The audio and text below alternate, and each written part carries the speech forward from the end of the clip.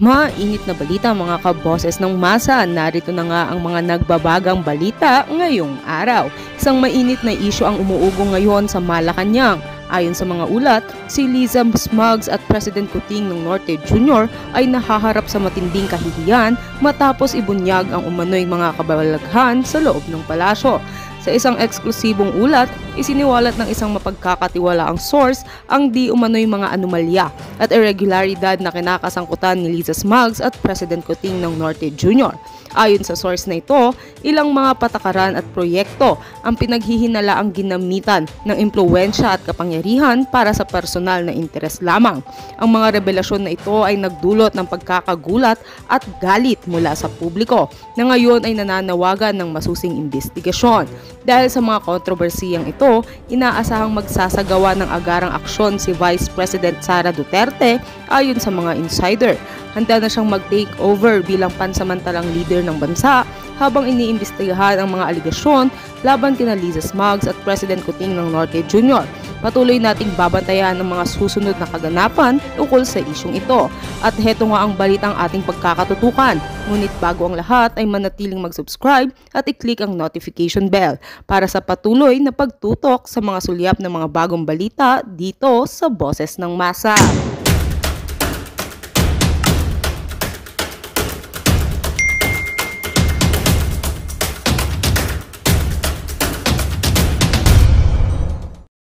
Hindi naman siya ang nandoon na naka-experience siya ng pangyayari doon sa girian between Chinese and our mga palangga. Yan ang napapala ng bangag ang presidente ninyo, mag-a-appoint din ng bangag. Sabi ng AFP, Secretary Gibo's hasty and unreasonable decision to push for the military-led RORE operation indicates a lack of strategic thinking in managing our West Philippine Sea. It appears that his main concern is to maximize his own publicity rather than considering the potential consequences and risk of such an operation. It is concerning that he failed to take into account the high possibility of miscalculation and the potential escalation to war. Isibangag ang may author niyan, mga palangga na AFP. Well, itong letter ninyo papunta kay Bangag. Di ba, paulit-ulit namin sinasabi, andan si Atty. Vic, andan si Atty. Harry Roque, na isasalang tayo kayo dyan sa bang-bang-bang. Hindi ko nga alam mga sir, mga ma'am, bakit ngayon tahimik pa rin kayo? Naka 2-year rule na tayo, naka 2 taon na si Kuting at saka si Inday. Ano bang inaantay ninyo? Patuloy ba kayo na magsusuporta dito sa bangag, wala sa ayos? At mga kawatan, at ang nagpapatakbo ay si Liza. Hindi si Marcos Jr. ang magpapatakbo sa Pilipinas dahil wala nga po siyang sa tamang pag-iisip. Why? Ang breakfast ay Mary J. Ang tanghalian ay bartikan, alak, then pulburon. So what do you expect? Talagang hindi lang daliri mautod sa inyo, pati liog nyo, magurgur dyan. Visit. Okay. Sabi ng mga palangga nating AFP, the morale of a significant number of our top-ranking general officers is currently low. Yan ang ginawa kay General Chofilo. Yan ang ginawa dyan sa PIDEA ng mga general, even mga lawyers. Yan ang ginawa dyan sa AFP, yung mga pinagtatanggal, pinagpa-floating. Talagang bababa ang moral ninyo hanggat pumapayag kayo, mga sir, mga ma'am, nagpapatakbo sa inyo ay bangag. You have to get up and speak up. Sabi ko nga, araw-araw, 2 taon na nga ako nagngangal dito . Magbasa kayo ng libro ni Atty. Vic para makita niyo yung mga ebidensya. Kung manalo ako bukas sa loto, bibilin ko lahat, kukumprahin ko lahat ng libro ni Atty. Vic, pamigay ko sa mga pulis at saka sa mga inyo sa AFP. Para makbasa kayo, makita nyo dito kung gaano kademonyo si Liza at si Bangag Jr. Ito ang sagot sa mga katanungan nyo. Ito ang sagot, confirmation sa expose ko. Andito po, original ang mga dokumentong nasa loob nito. You have to read para sa future ninyo. At hindi ang nagpapatakbo sa inyo ay si Liza Tanas. Yung yawa na yan. Nag-consumption ako sa inyo mga sir. I don't know anong inaantay natin. Pero it's okay. May mga magaganda naman tayong mga balitang narating at baka yun ang inaantay nyo. Sige lang, okay?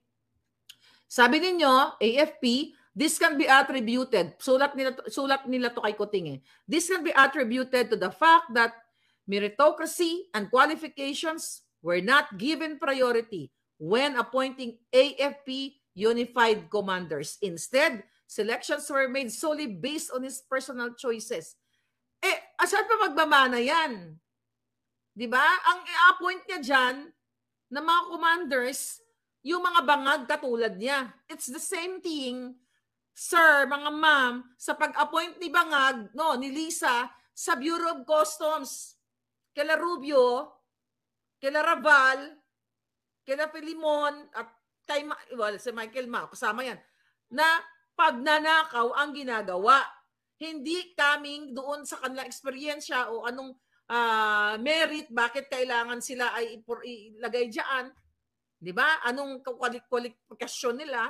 Kasi ang ina-appoint na mga yawa na ito ay mga kasabwat nila sa pagsasmuggle at sa case ni Gibo, yung kasabwat niya na mauto-uto niya lang na mga commander na kahit walang skill o walang knowledge, proper knowledge to deal with this kind of problem. So I'm telling you, mga bruskong mga uniformadong kapulisan at kasundaluhan, sayang naman ang inyong paging brusko, di ba? At paghanga namin sa inyo, kung magpapasakop lamang kayo sa mga bangag at kay Lisang kidnapper at kawatan. Araw-araw po kayo ay kinakawatan. Ang mga pamilya ninyo, ang mga anak ninyo ay kinakawatan ng kinabukasan. Sabi nyo nga dito, tuloy ko lang, the Board of Generals has become the Board of Gibo. Now you know. Ito'y nagre-reflect sa kay Bangag Jr. at kay Lisa Tanas. Sino ba nag-appoint kay Gibo? Di ba si Lisa Tanas? Furthermore, there is frustration and anger within the AFP regarding the unceremonious relief of Vice Admiral Abet Carlos. O ayan, a 3-star general who is currently in floating status. Sino ba sa inyo? Okay? Ang nakapalo dito na ang tagal ko ng pinagsasabihan, mga kababayan, yung pagtatanggal o pagpo-float sa ating mga general. Okay? Sabi nga ni Attorney Glenn Jong, you heard it first from Maharlika Channel, from me. Yung mga floating na yan, I am concerned sa inyo. Binababoy kayo, Pero tama naman nagsulat-sulat kayo, pero para sa akin, wag na kayo magsulat-sulat. Lumabas na kayo sa kalsada at magsalita kayo, you speak up, then tapusin na natin itong mga kahibangan ng mga yawa. Vice Admiral Abet Carlos, di ba? Ay 3-star general. Ganito nila binababoy, mga sir, ginoong gagmay. Ganito kayo babuyin kasi nga, ang breakfast, Mary J, ang tanghalian, alak, bartikan, ang pangpatulog bago matulog ay dumudugo na yung ilong sa kasising hot. Enough for the sulat-sulat. Lumabas kayong lahat para matapos na itong ginagawa ni Lisa sa inyo. Sabi pa nga dito, itong si 3-star general na to, okay, floating status, sabi dito, we recognize such unfairness as Vice Admiral Carlos is a patriotic soldier with a lengthy military service to our countrymen, to our country. Yun ang sinasabi ko sa inyo, binababoy kayo. You've been there. Nag-aral kayo. Pinaaral kayo ng inyong mga magulang. Nagsunog kayo ng kilay dahil para maglingkod kayo sa ating sambayanang, sa flag, sa ating mga mamamayan. Sumusumpa kayo. Dumaan kayo sa rigid training. Grabe ang training ninyo. Tapos susunod lang kayo sa isang bangag. Oh my God. You have to get out from your barracks. Pumunta na kayo dyan sa gitna ng EDSA. O gusto nyo sa Maharlika Avenue, may avenue ako dyan. Dyan kayo mag-speak up. O sabi nila, mga kababayan, Mr. President, we respectfully request your intervention to replace Defense Secretary Gilbert Teodoro. Ayaw, pakikinggan kayo. Si Lisa ang nag-appoint dyan. Our problem in the West Philippine Sea will only worsen if our Defense Secretary continues to prioritize his public stance instead or de-escalating the tension that he has created. In the Philippines, the concept of usurpation of power is addressed under various laws that deal with the illegal or unauthorized assumption of public office or authority. Some relevant, ano sabi dito? Laws and ano to? Kasama pa sa sulat niya? Okay, oh yeah. Anyway, hanggang doon lang pala yon yung sulat. Okay, so anyway, yun ang, teka, tagalin ko itong alindog ko. Kaharang eh. So ngayon, mga palangga, ayan, na-imbierna na ang ating mga AFP. So ano gagawin nyo ngayon? Nag-news blackout kasi palpak. It's the same thing po ang ginawa ng media na news blackout nung nilusob ng 2 batalyon ang KOJC. Sabi ko nga, kahit ano ang relihiyon mo, dapat ay mayroon kang pakialam o pagmamahal sa kapwa mo Pilipino. Look at what's going on now. Tignan mo. Because binanggit nila dyan na nagkaroon ng news blackout doon sa eksena noong June 17 dahil sa utos ni Gibo. Di ba ganon din ang ginawa nila ng gobyerno? Well, kasabwat yung mga media na yan. Ni walang pumunta doon na mga media sa Davao na nilusob nila nang wala silang warrant of arrest. Nilusob nila ang mga members ng KOJC. Ngayon, tignan nyo, bigyan ko kayo ng timbangin ninyo. Mga sir, mga ma'am, lahat kayo. Nakakagalit na itong mga hinayupak na to. Look at Trillanes now. Napinitik ko yung itlog niya nung pumunta dito sa Amerika. Si Trillanes ngayon, pinalilibutan ng mga media na akala mo rockstar na walang bayag. Binabaiyan. Okay? Dahil kakainasuhan niya si Pangulong Duterte at si Senator Bongo. Kaya nga sabi ko kay Senator Bongo, alam nyo, Senator Bongo, ipakita nyo pangil nyo lahat kayo ni Senator Bato. Kaya minsan nanggigigil din ako sa inyo eh. Diba? Dapat sabi ko sa inyo, naku, ipatawag si Lisa dyan sa Senado na yan. But anyway, balik muna ako dito. Baka mawala ako sa wisyo. Gigigil ako. Pinapalibutan si Trillanes ng media para sa kanyang case laban kay Senator Bongo at kay Pangulong Duterte. Okay? I'm not here para i-depensa si Pangulong Duterte at si Trillanes. Pero, this is very Lisa Tanas. Very Lisa ang pattern. Why? Last year, November, nung sinabi, I think October pa nga lang, na sinabi ko na si Trillanes ay gagamitin ng gobyerno para mag-file ng case laban kay Pangulong Duterte sa mga kaalyado niya. Nagkamali ba ako? That's very Lisa. Sabi ko, ang SMNI ay tatargeted. Nagkamali ba yung puting ahas ko? Not me, kasi speaker nyo lang ako dito. Talagang ako ay microphone nyo lang o megaphone. Lahat ay tama. Ngayon, pinalilibutan ng media si Trillanes. Di ba? Media mileage. Sino yan? Bakit pinagtsatsagaan yung traidor na yan, taksil na yan na walang bayag? Dito nga, di ba? Yung kinuyog, yung ginang up na ko ng mga uyawa na yan. Nakita nyo naman yan, multi-million ang viewers niyan. Andyan sa social media. Walang bayag ikaw, Trillanes. Yung itlog mo puti. Putian ka ng itlog na bayot ka.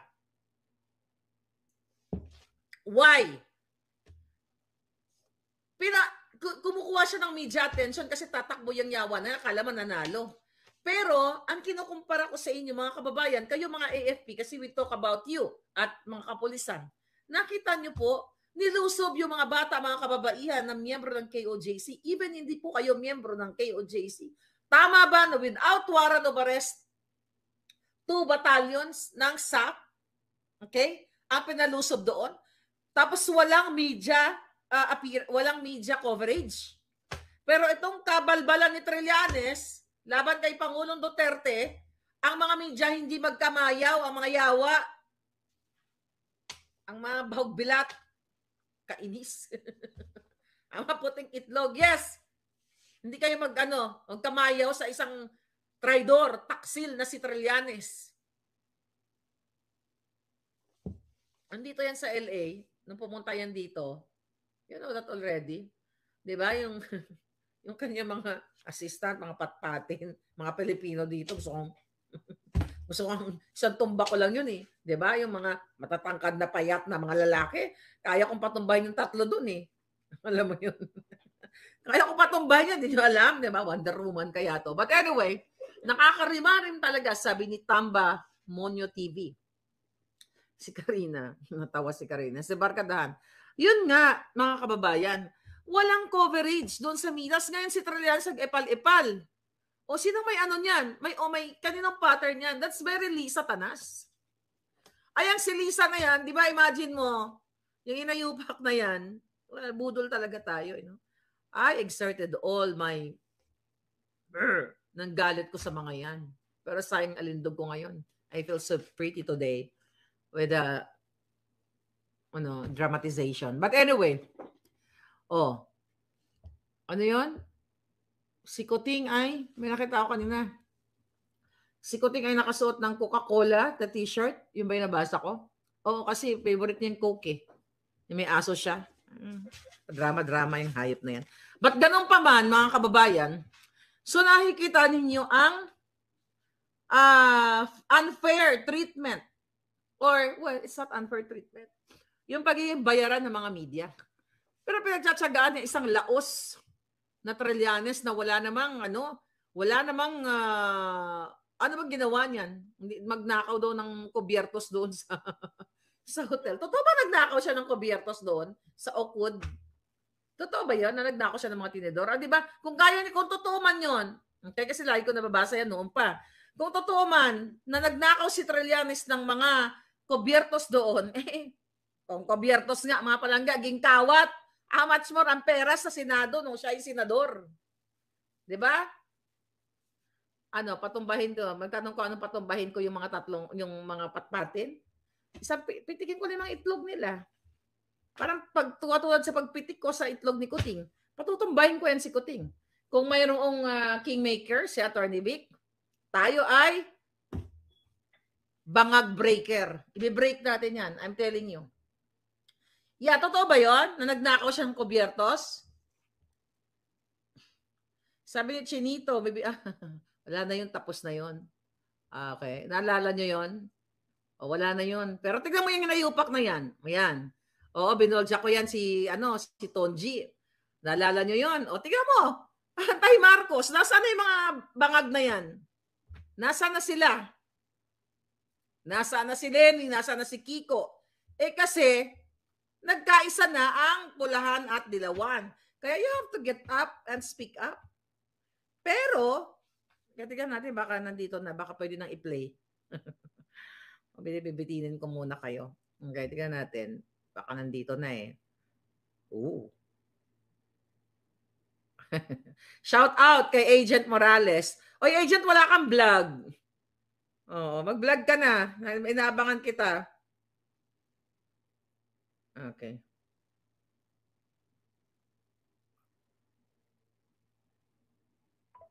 Okay. Oh, wow. O, yan saya-saya nyo daw dyan sa Hong Kong. Mga hitad. Okay, what else? Mga kababayan. Okay, speaking of that, ang tawag dito, yung kaso ni Trillanes, very Lisa yan. Fabricated lahat yan. Di patunayan niya. Kita ninyo kung paano nila ini-influence ang mga kabataan. Sa Pilipinas kasi, once na nag-file ng case, akala ninyo convicted na. Anybody can file a case kahit sa walang kasalanan. That's pattern of Lisa. Ako nga, di ba, nag-invento, nag-fabricate ng address ko sa Pasig. You know that already. Ang daming pinabricate yan. Akala mo hindi ko alam, Lisa Tanas. Pagbabayaran mo lahat. Kahit ikaw, si Juan de la Cruz, pag finailan ka ng kaso ni Lisa at nag-utos siya ng tao, pwede kang magkaroon ng case kahit wala kang ginawa. Yan ang ginagawa ngayon sa even sa Department of Health. Diyan sa PhilHealth. Remember, meron tayong expose na yung mga doctors ay pinaghalongkat, pinagpapailan sila ng mga pinaghalongkat kung meron silang hanapan ng butas o papailan sila ng case. That's very Lisa Tanas. Sabi ko nga, this government, this Lisa Tanas is vindictive narcissist. Mapaghiganti ang hinayupak. Paulit-ulit kong sasabihin sa inyo, mga men and women in uniform, mga religious group, lahat ng Pilipino, kung kaya ni Lisa Tanas, ni Marcos Jr. na traidorin ang isang tao, okay? Sara is also a kingmaker. Dahil kung hindi sa effort ni Sara, di ba? Kung hindi sila nagtandem, sa basurahan pupulutin si Marcos Jr. Yang kingmaker, Sara, we have to call ourselves now kingmaker. Kingmaker, Maharlika. O, di ba? Gusto niyo ba yon? Lahat tayo kingmaker. Si kingmaker Sara. Okay? Binaboy. Okay? Tinanggalan ng budget. Ginawa ng issue. Ginamit ni Lisa at ni Tambaloslos yung media funds nila para sirain si Sara. Yan ang dahilan kung bakit sila nanalo. Kaya nga si Senator Amy nag-abang-abang lang ko talaga. Okay? You have to true to your words. Okay? Maging tapat ka. Total, according to my puting ahas, ito, I don't know kung nasabi ko na to sa dami ng issue. Mga kababayan, kung nasabi ko na to, o di breaking news kung hindi ko pa nasabi, sinabi ni Amy Marcos, according to my puting ahas, na willing na daw po siyang tanggapin ang magiging kapalaran ng kanyang kapatid na ma-shoot sa Kumunoy. Dahil sobra na ang ginagawa ni Lisa at ng kapatid niya at ang smuggling at ang lahat ng pagnanakaw sa Kabanbayan at lahat ng panggigipit. Ngayon, sabi ko nga, kailan? Senator Amy, second week? Third week? Okay, I'm giving you before SONA. I'm telling you. Tapat ka. Sabi ko nga, meron lang ako isang pinanghahawakan and I trust this person. I still have respect for you, but not after third week. Ito, hamon ko to palangga. Not after third week of July. Kasi pag ito'y tokotok-kotok lang, dratatatat na walang aksyon, magratrata na tayo ng bonggang-bongga. Magboljaka na tayo. Ayoko nang pinapaasa ko. Di ba? Parang pag-ibig, pag-aasahin ka, ay jutang gininas. Di ba? Maghanap ka ng iba. So, ganun ba kayo? Pag pinapaasa-asa kayo? Buisit? Wag kayo nag-asa-asa, di ba? Pag pinaasa kayo, maghanap kayo ng iba. Di ba? Life is short. You have fun. So, ayoko nang pinapaasa-asa ako, Senator Amy, kasi hindi ko kayo pinaasa noon Nung sinuportaran ko kayo, hindi ko kayo pinaasa. 100% ang support ko. Unconditional. Walang hininging kapalit. Ang inasahan ko lang, mabangon ng kapatid mo ang Pilipinas. At I was hoping na maging part ka ng advisor ng kapatid mo. Kasi, in all fairness, ikaw yung nagmana sa tatay mo. In terms of mabuti. Forget about the kasamaan. Okay? Sabi nga, sino ba nagsabi dun sa Maisog? Si Attorney Roque yata, na kaya niya sinuportahan ang Marcos Jr., si Roque ba o si Attorney Vic? Basta whoever, I forgot, sa dami ng mga speaker. Para yung mga mali na ginawa nila in the past, okay, ay hindi nila gagawin, i-redeem nila ang kanilang mga mali na ginawa, i-redeem nila yung pangalan nila at magsilbi sa taong bayan. Yung hinayupak na Lisa, hindi pa nakontento sa campaign funds. Nandito po yan. Ang ebidensya nandito sa book ni Attorney Vic. Okay? Hindi pa nakontento sa campaign funds. Kung ang statement niya during the campaign ni Lisa na, we're okay na sa campaign funds. So, bakit pa siya nagnanakaw ng non-stop? Bakit ang kapatid niya si Martin Araneta walang tigil sa smuggling? Di ba? Nagpapatakbo dyan sa Bureau of Customs. AFP. PNP, religious group. Kayo lang ang pwedeng maging katuwang ng taong bayan. Sila ang nagpapatakbo ng smuggling business sa Pilipinas. Kaya kayong lahat na mga kapulisan, mga kasundaluhan, hirap bumili ng bigas, ng kamatis, ng sibuyas, ng lahat ng mga pangunahing bilihin Dahil si Lisa, kapatid niya si Marcos Jr. ang nagpapatakbo ng smuggling business, mafia business sa Pilipinas. Kung hindi kayo kikilos, pagpitkon ko na lang ang mga puti niyong itlog. Mga linti, kamo. Di ba? O, sabi ni Olivia, binabasa tayo niyan. O, Senator Amy, basahin mo yan. O, kaya ako galit na galit sa kapatid mo, Senator Amy, alam mo yan. Galit na galit ako dahil binudol niya kami. At binudol mo rin kami, so you have to redeem. 3rd week of July. Aasahan ko yan. Pag wala, todo na natin to. Okay? Todohan na to. Oh. Watching from Albay, Glicerio Balmedina. Thank you, Palangga, from Albay. Si kababayan mo si Lenny, di ba? Palangga, mag-comment ka nga doon, tahimik eh. Dapat magkakampi na tayo ngayon eh. Anti-Marcos, tignan mo. Anong ginawa? Si Belia. Thank you, Marlica, for fighting our country. Tell the truth about Marcos admin. Thank you, Palangga. Nabudol tayo. Ngayon, ano gagawin natin? Mag-ano na lang tayo? Maggaganito na lang tayo, mga Palangga? Lufax, ayan. Bad Genetics, Lisa Bartek. Sabi niya, blood is thicker than water. Remember, manga, sabi ni Rodel. Kaya binibigyan ko siya ng 3rd week kasi yun ang sabi sa akin ng trusted person ko. 3rd week of July. Pag hindi, yung bunganga ko parang Armalite yan. Tandaan nyo yan, ha? I promise that to you. Bratatatatat. Ganon. Buisit. Kaya dapat mawala na si Kuting bago mag-sona. You'll never know. Diba? Mali mo, magdilang anghel ako.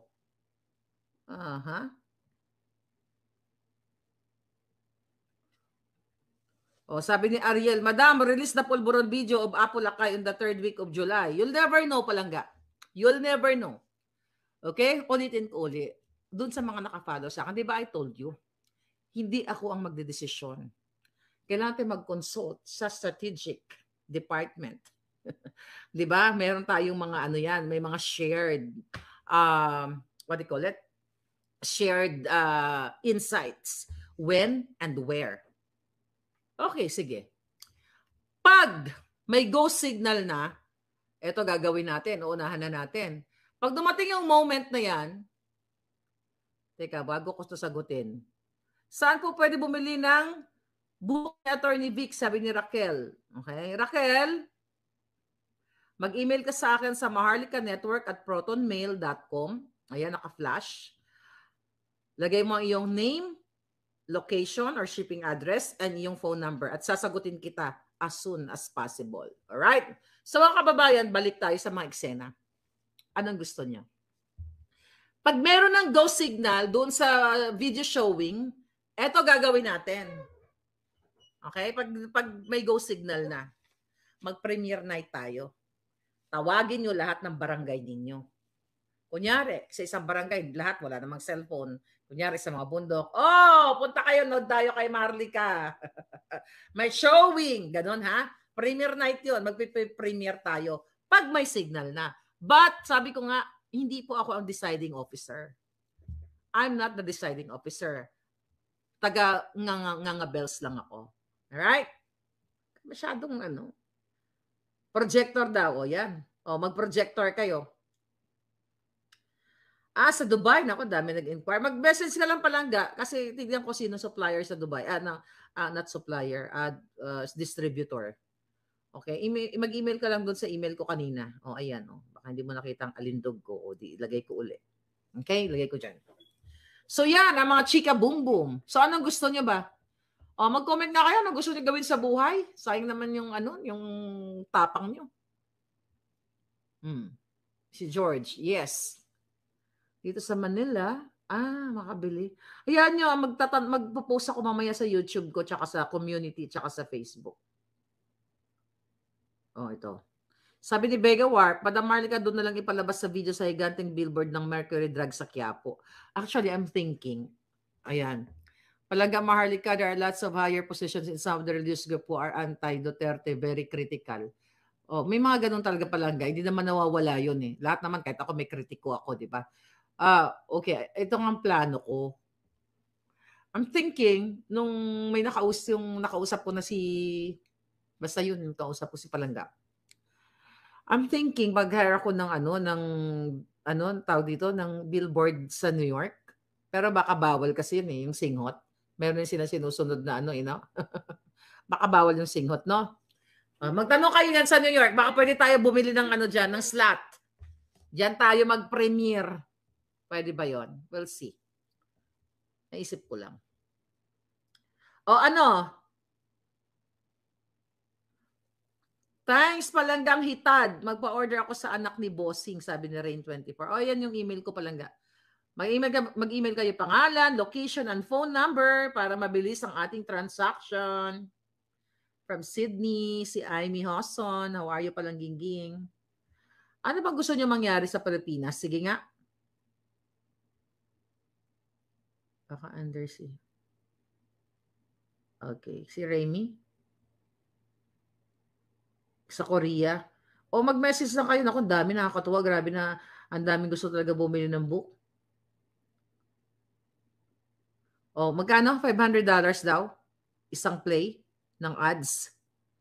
Basta pagtulungan natin, kung po pwede sa New York, uulitin ko ha. Kaya alam mo, minsan gusto ko na kanyang pagpipitikin yung mga itlog ninyo eh. Tagalin ko nga yung salamin ko. Kasi naka-makeup ako ngayon. Naka-makeup ako, bumili ako ng makeup palaga. Alam nyo kasi sa tagal-tagal ng panahon, nakikishare lang ako ng makeup sa anak ko. Inaaway niya ako, Mama, lagi ka na lang nangihiram ng makeup. Eh di bumili ako kanina. Nag-shopping spree ako. Diba? At least man lang na-reward ako yung sarili ko. Anyway, saan niya gusto? Lahat ng mga kay Bangag, lahat ng mga supporter ni ito ba 'yon? Ito hindi ito. So lahat ng mga tandem ni Bangag sa 2025 election, wag niyo na pinagboboto 'yon. Natanggalin natin sila lahat, tutunawin ko na yung Senado at saka Kongreso. Pipitikin ko yung mga itlog na mga yan, mga talawan niya mga yan, no? Yan lang yung mga senador diyan ng mga lalaki at sa kongresista, mga duwag yan mga yan. Hindi kayo maipaglaban. Pagpipitikin ko mga itlog na mga yan, kasi laki ng ng butiki. Okay? Ito. Time-based? Pwede rin. Pwede natin lagay sa EDSA, no? Kausapin ko si Palangga. Okay. You never know, kaya natataranta na yung mga ulol na yan eh. Lumayas na ang mga bangag sa palasyo. At praying sila, okay?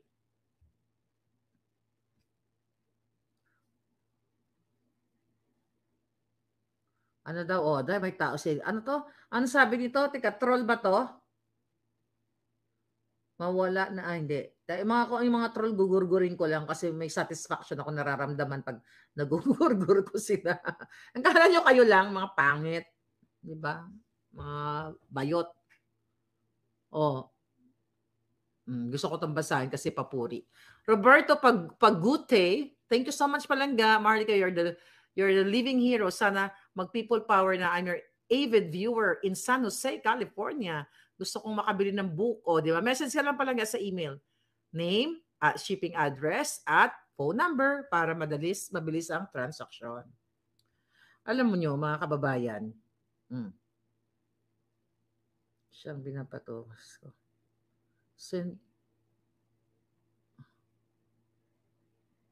Gorgorin. Gorgorin, mga walang puso. Sa Plaza Miranda daw, sabi ni dapat, okay. Inaayos na daw ang SONA. Inaayos na mga yan. Pera na naman yan.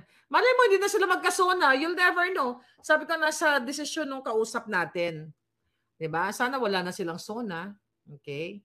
Sana wag na mag-SONA si Kuting. Kaya, nasa kamay naman yan ng AFP tsaka PNP. Kung magsusona si Marcos Jr.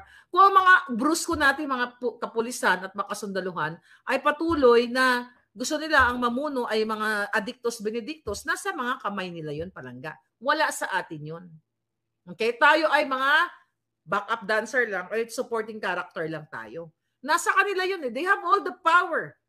Kaya nga sila, di ba, mga lingkod bayan, tagapagtanggol. So they have to do it now. Now or never. Di ba?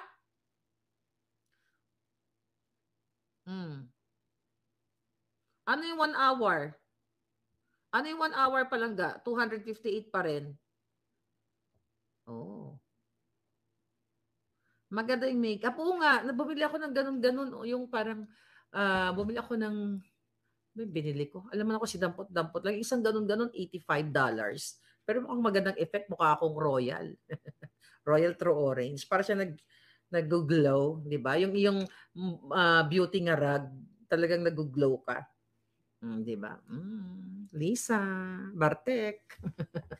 Mga asar na lang tayo. Mga buwisit. Serum. Oo, serum. Iba-ibang brand yung binibili ko. Kung ano lang dinampot ko palang. Ginutang ko lang naman yun. Jutang lang ang buhay. Ito. Ano daw?